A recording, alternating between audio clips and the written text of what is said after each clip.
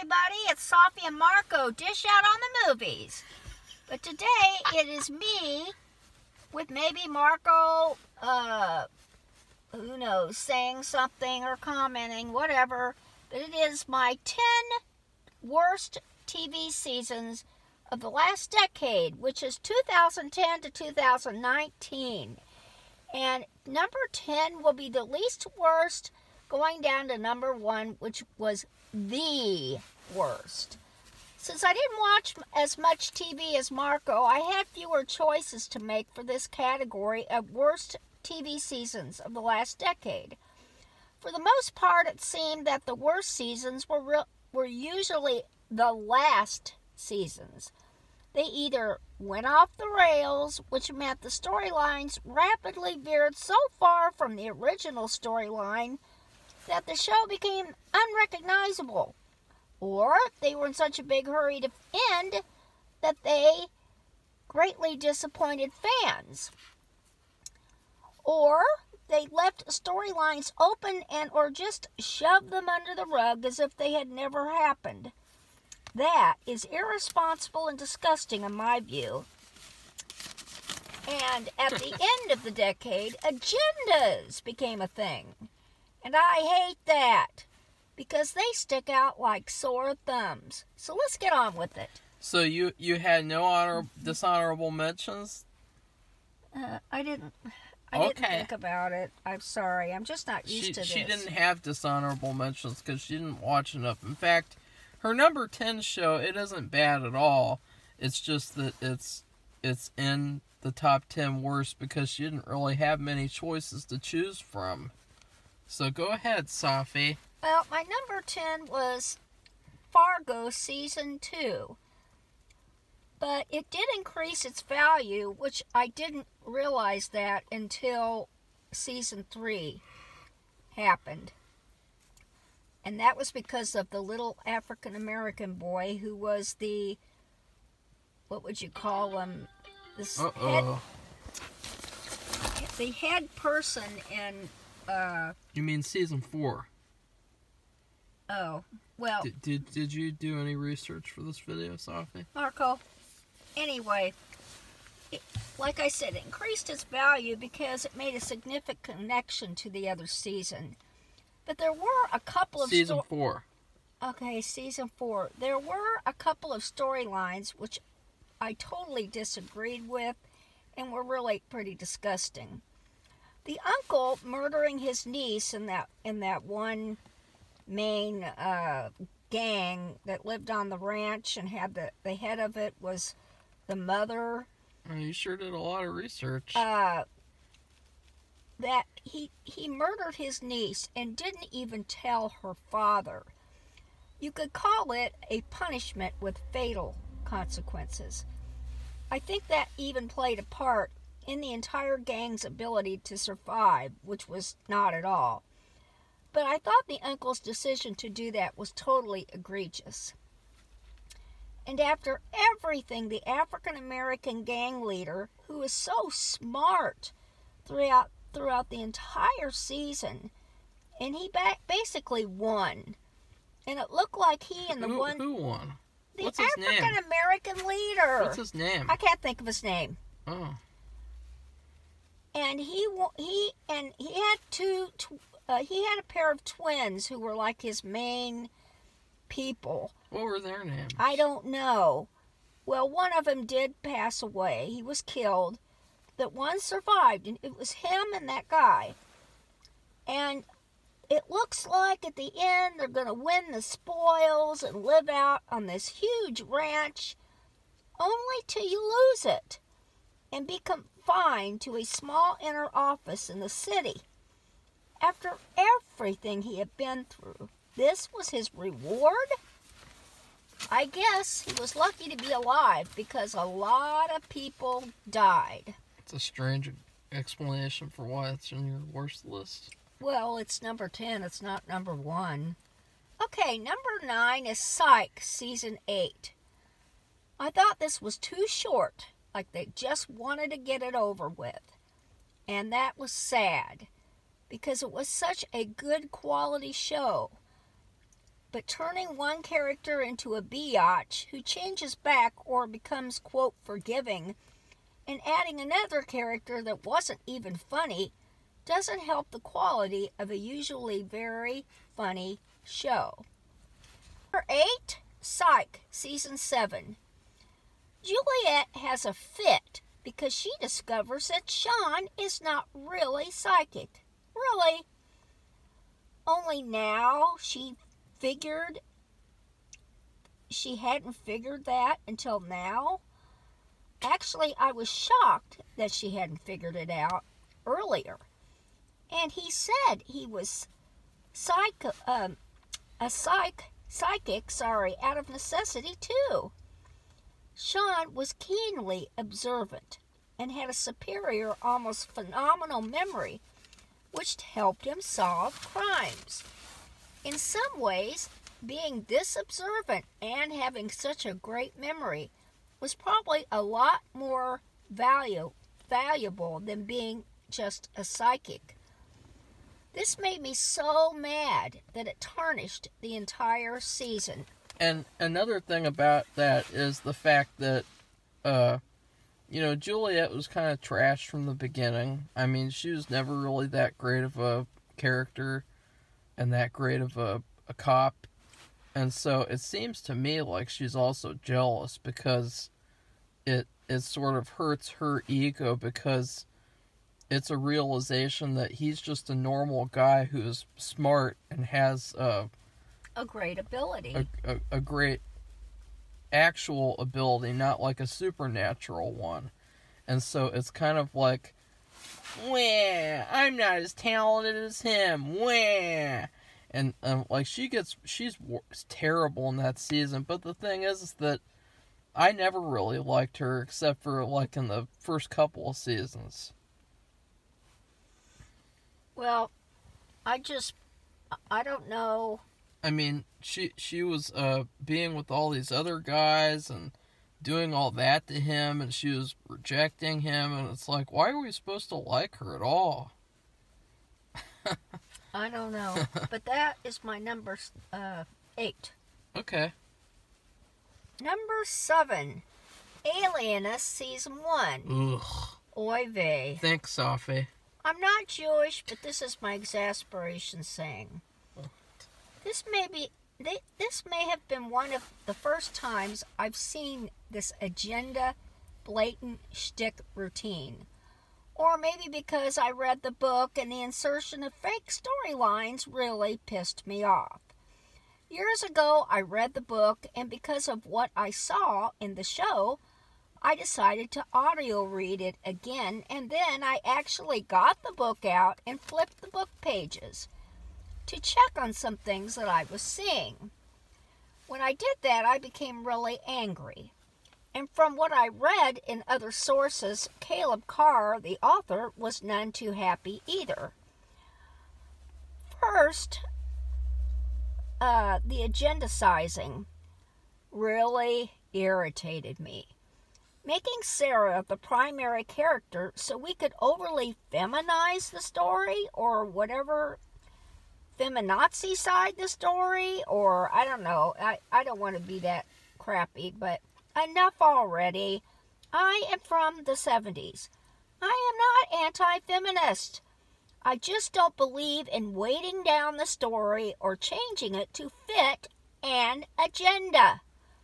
The actual story focuses on the alienist, the psychiatrist, not her.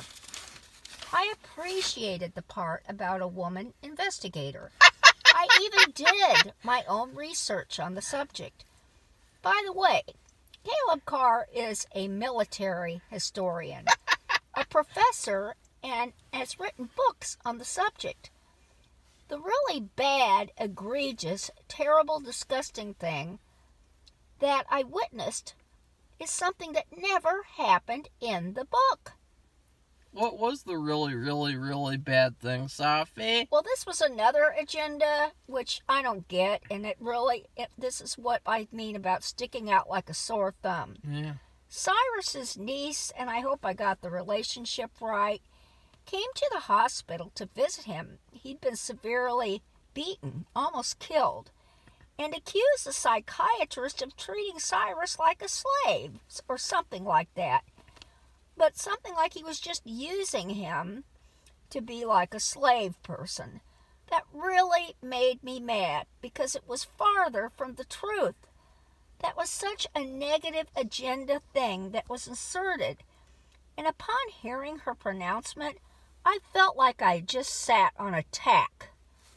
Well, and to clarify that, Cyrus was basically the alienist's right-hand man, and he's basically kind of like his Alfred. And basically there's this stereotype that's even here nowadays, that if there's a black person working in any way for a white person, it's automatically racism. And so Cyrus has to like protect something or do something like that, and he gets hurt and he has to go to the hospital. But the thing is that he gets paid, and he actually helped him, he saved him, and he treated him and has done all the stuff for him. And then his bitch niece comes and she accuses the alienist of being evil and being a racist because he works for him. And so if there's a black person working for a white person, that automatically means it's racist, apparently. And to make it worse, it wasn't even in the book, as Safi said. No. It was just inserted in there to have a quota of agendas. And I didn't get to talk about this, but I did have it in my dishonorable mentions. I forgot about it when I shot the video, because I don't want to think about it anymore. So that's that. Okay, now I am on NumberSix. This is Hell on Wheels, Season 5. For the most part, a really good show, and had a lot of good history things, which I enjoy. Anson Mount's Mormon wife's stunt was the most horrible thing in this episode. I mean, really bad.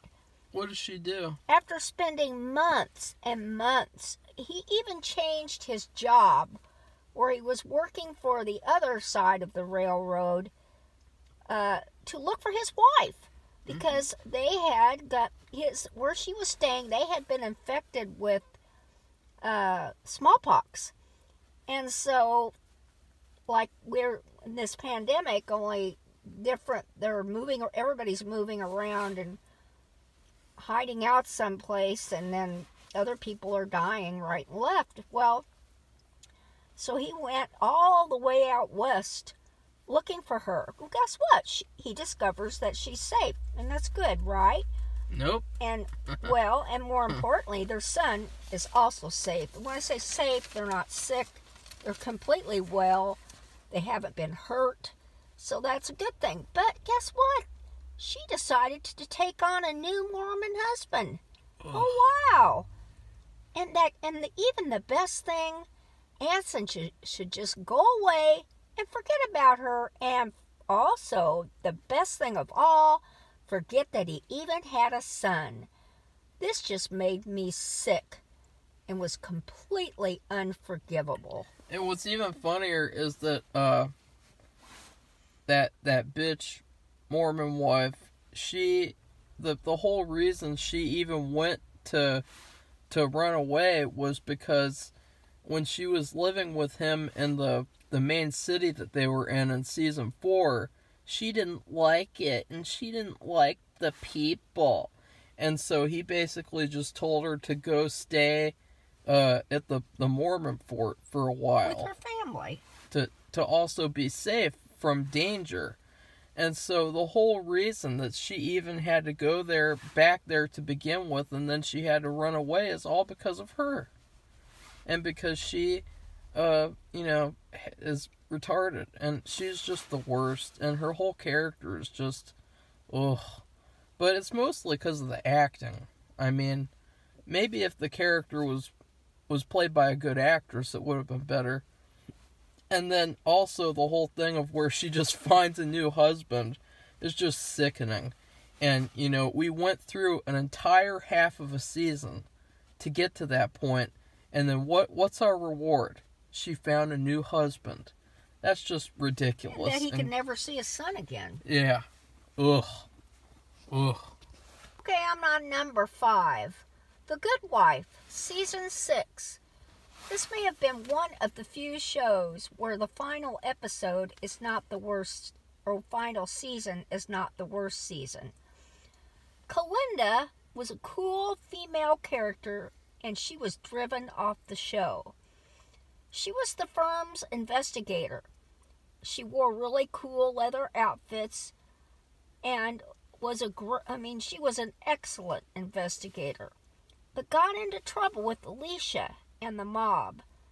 She also was bisexual, where she was with male and female characters. I loved her character, and not because she's bisexual, but just because she was cool and she was a good investigator. Everybody liked her. She was a very popular character. And this is what really kills me, and talk about diversity and smart, strong female characters. She was all that, and they got rid of her. Unbelievable. She fit perfectly into the cast, and they screwed it up. Why? Everybody asked that, and nobody was happy. She left. Why did they get rid of... Are you saying they fired her or they killed her off? Well, because we don't they care didn't about fire her. spoilers. Well, they didn't fire her, but... So they killed her off? I think it was implied that the mob killed her off, but whatever, they diminished her role greatly. And then there was this thing with the mob, and I can't remember, she did something and made a mistake or said something that became a bad mistake. But the thing is, Alicia, who was the boss, that is the female lawyer who took over the firm,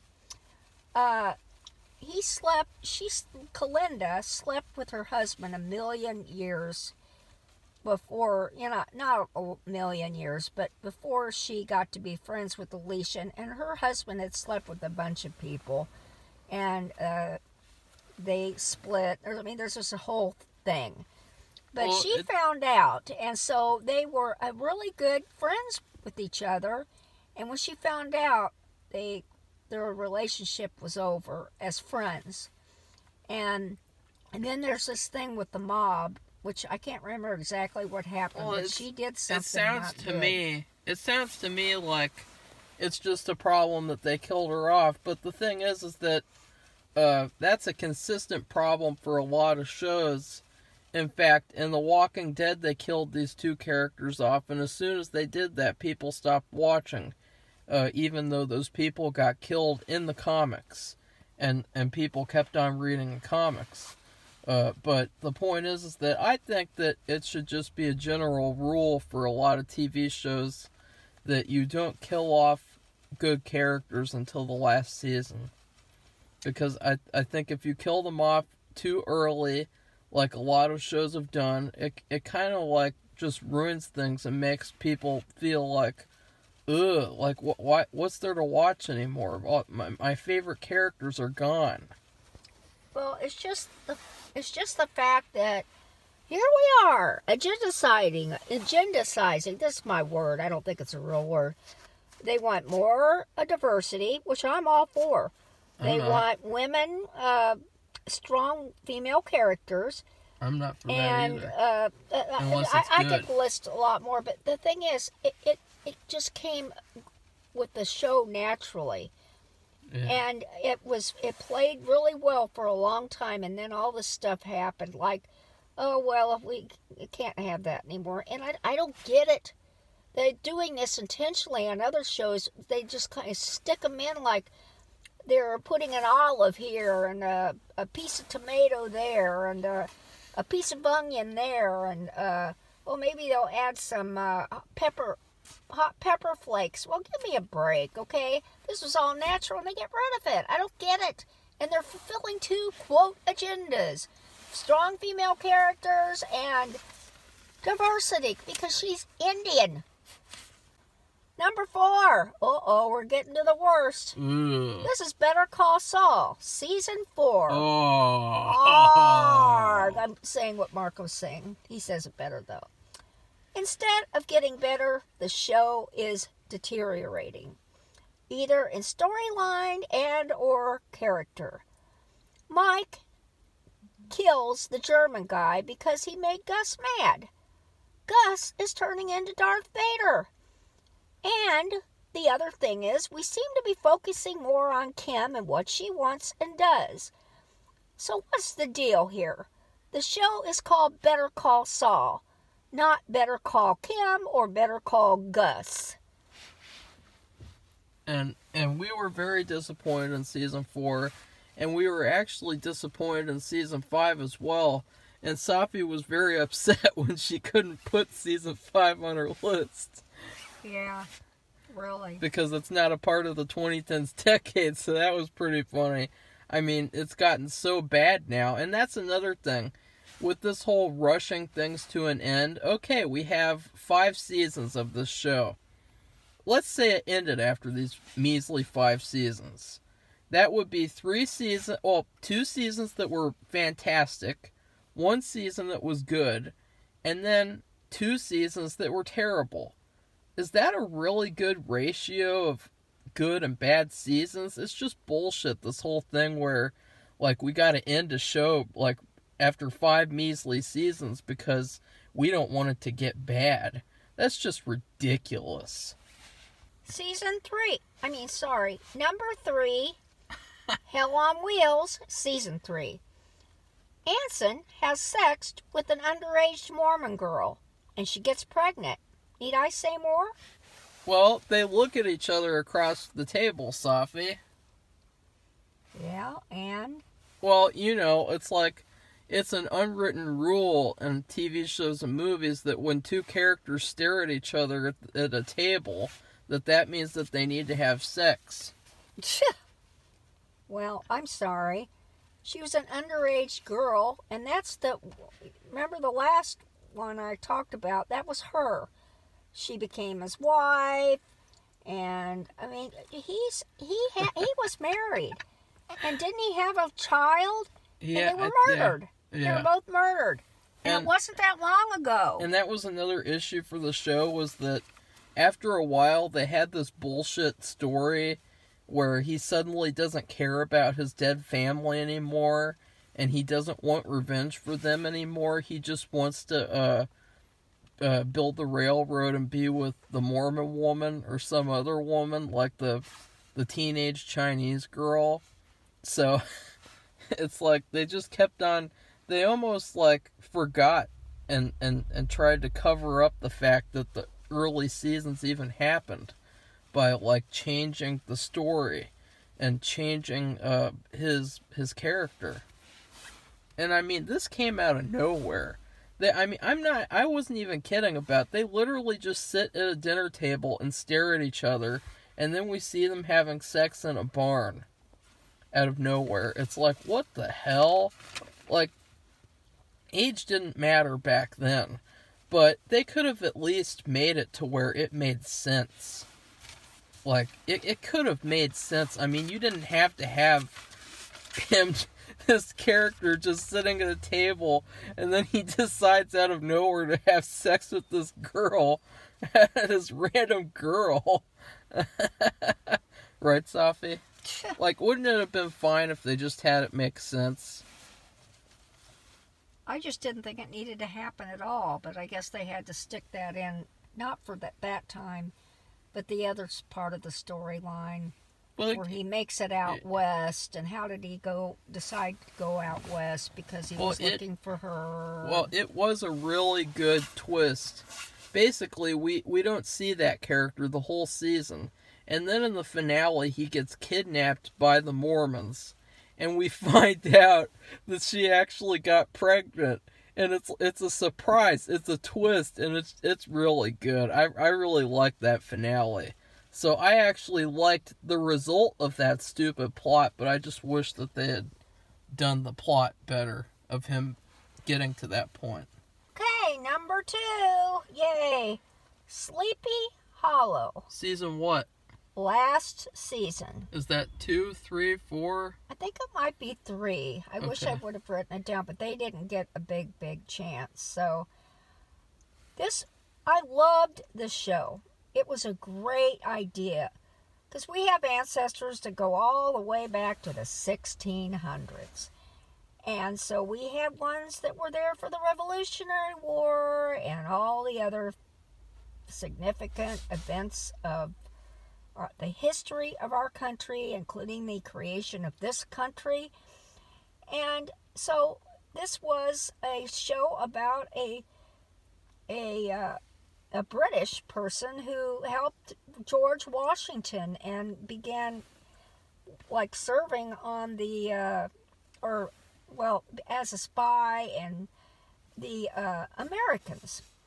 And it was just, and he got stuck with witchcraft and all that put into where we are, our century.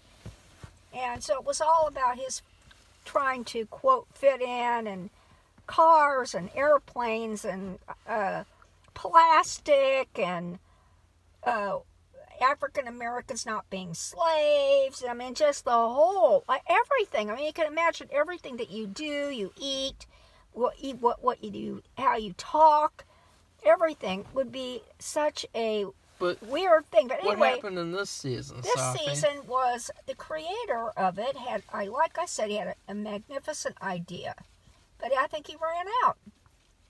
So the show went off the rails, and I don't even want to explain everything that happened that led to this point. But I mean, it really ran off the rails, and it just became ridiculous. And I can't even, I just wish that it could have lasted maybe a couple more years where they talked about how he fit in, and I mean, they could have done all kinds of things, and he just ran out of ideas, or I don't know.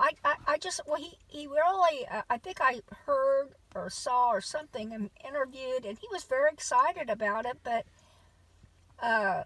he just, sometimes people only think things out for so long or so far, and they just, it doesn't work anymore. So it had to go. The last season, the last episode, oh God. No, here's the thing, Horrible. Safi.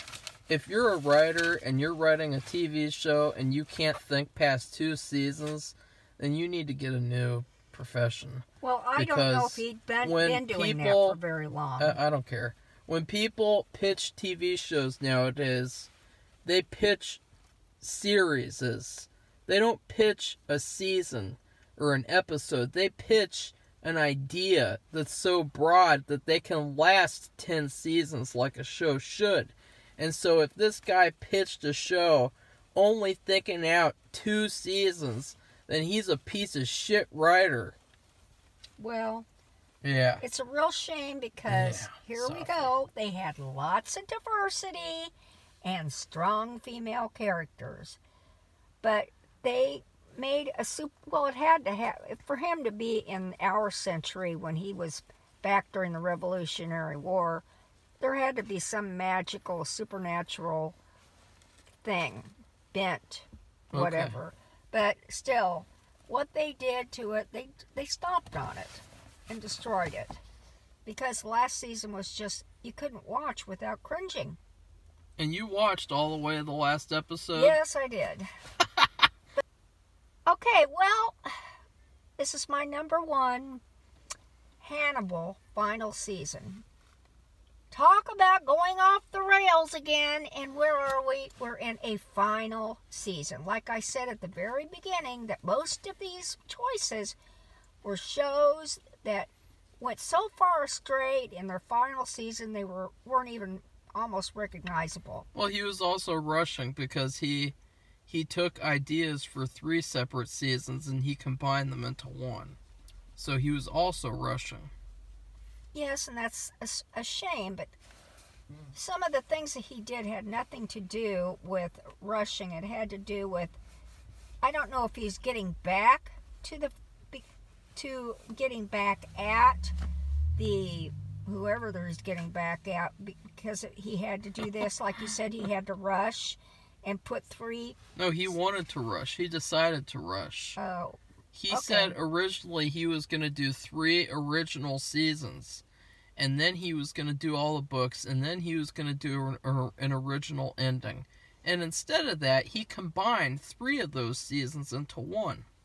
That was his choice.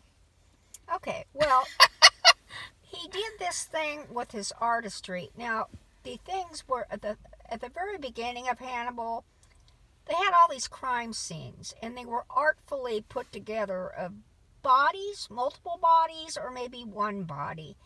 And it was really amazing. And there was also the food creations, which were made out of people that nobody really knew and what was going on. But it was beautiful art. But then he just went Brian Fuller just went insane. And it was like getting a painting and having it come to life, but making it to where it's like swirly and almost you could hardly see what was going on. One of them was a sex scene, so maybe you really couldn't, and I didn't want to see it. Kaleidoscope. Yeah, like a kaleidoscope. And so he started making all these scenes. And I'm just talking that one sexual scene, but everything else was like bugs and I don't know what you call those snails. What they are? Fireflies. Gastropods or something. I don't know. And making them into a kaleidoscope. And I think when he did that, the moment he did that with the snails, they canceled the season.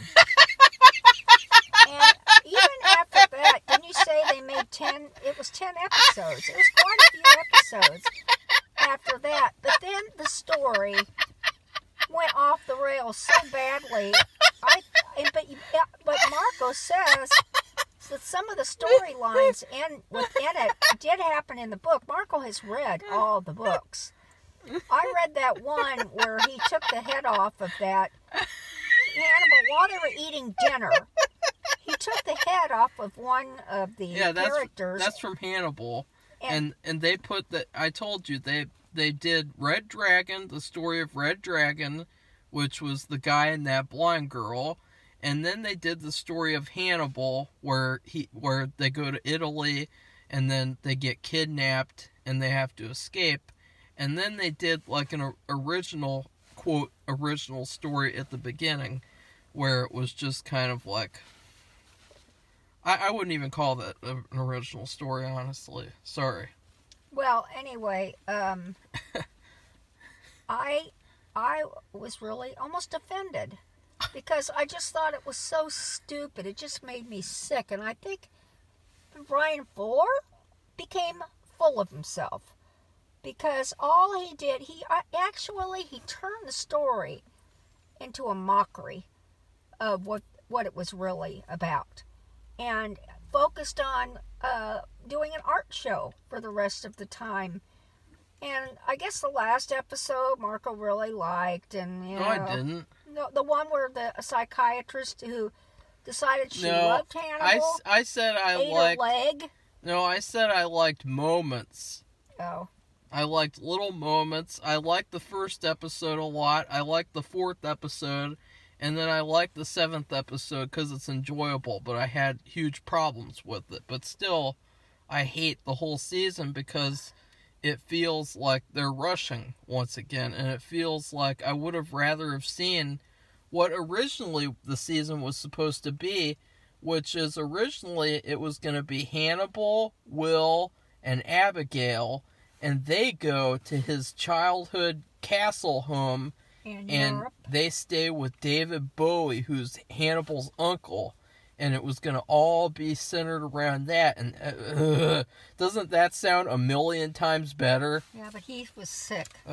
So I don't know. No, his schedule was full. Well, because he was sick. And his schedule was full because Brian Fuller was full of himself. And he's probably like, God, this guy's crazy.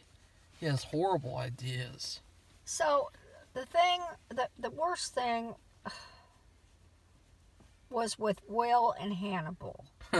Turning into love bugs or something and going off a cliff. I mean, I thought that was... I mean, I could start swearing here, but I'll just say it was ridiculous. Go ahead, and Safi. No, I don't believe in that. I don't need to. It's just ridiculous and ludicrous. How about this is the one video where you swear? No, I don't think I should do that. Come on, Safi. No, I don't believe in that. Why? I just do it at home. But you have this scene where when Hannibal and Will are almost kissing each other and they're rubbing each other's bodies, even though they're established as straight characters, and then they throw each other off a cliff so that they can rip off Sherlock Holmes. I mean, what do you think about that, Safi? Why don't you vent your frustrations using proper language? Well, I don't need to do that, but let's just say Safi. That was the worst of. That is why I put it at number one. That's just the tip of the iceberg. Yeah. The whole season. Last season was an effing disaster. And talk about going off the rails. He just went, oh, I'm Brian Fuller, and I love myself and what I do, and I can just, like, I can't think of the artist, but the one who gets the paint and he throws it onto the paper. One from the 80s. He's very famous, and his there's a lot of dots and streaks, splatters. I cannot think of his name, but I think he had a drinking problem, and but anyway, his works are worth millions. Okay. Well, Brian Fuller is not worth millions, Safi. No, because that was a film with a story and characters and actors, and not this kind of art this other person did. That guy just did visual paintings. Art and paintings, and he had a special technique which nobody else has that made him unique in who he is or who he was. And Brian Fuller, I don't know, he's just, like I said, this season Brian Fuller was full of himself. Okay, well, I hope everybody liked this video, so press like or dislike and say what your worst seasonal moments or whatever were for the last decade, and and subscribe. We really like subscribers. We really appreciate them a lot. Okay, everybody, goodbye.